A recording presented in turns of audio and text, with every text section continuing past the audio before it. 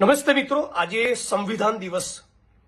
Bhagat Singh, Sardar Vallabhbhai Patel, Maulana Azad, doctor Bhimrao Baba Saheb Ambedkar, Sukhdev, રાજગુરુ, ચંદ્રશેખર આઝાદ, સુભાષચંદ્ર બોઝ આવા અનેક ક્રાંતિકારીઓના મહાન યોગદાન, તપશ્ચર્યા અને શહાદત અને બલિદાનોના પગલે અંગ્રેજોની ગુલામીમાંથી આપણો દેશ આઝાદ થયો અને ડોક્ટર બાબા સાહેબ આંબેડકરની કલમે લખાયેલું એક સુંદર આધુનિક દુનિયાનું એક શ્રેષ્ઠ બંધારણ સંવિધાન આપણને પ્રાપ્ત થયું.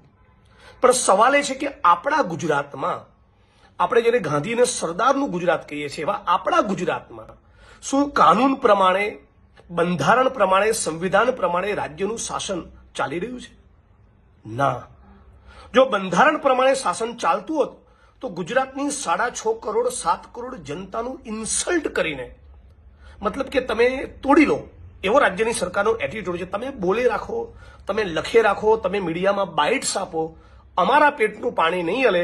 ગુજરાતના 33 જિલ્લામાં અને 250થી વધારે તાલુકામાં દારૂ જુગારના અડ્ડા ચાલશે, કૂટણખાના ચાલશે, ડ્રગ્સનો કાળો કારોબાર થશે. આવો ભારતીય જનતા પાર્ટીની સરકારનો એટીટ્યુડ છે. આપ જાણો છો, કેટલાક દિવસથી આ મુદ્દાને લઈને એક જબરદસ્ત એક કેમ્પેન લોન્ચ કરી છે. આ તમામ લોકોનો અદ્ભુત રિસ્પોન્સ મળી રહ્યો છે. હું જેટલી પણ કોમેન્ટ છું અને મારી ટીમના મિત્રો ચેક કરી રહ્યા છે, 98-99% કોમેન્ટ્સ મારી સમર્થન કરી રહી છે.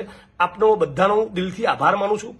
સાથે મળીને આપણું ગુજરાત ડ્રગ્સ મુક્ત બને એના માટે રાજ્ય સરકાર ઉપર પૂરેપૂરું દબાણ કરીએ.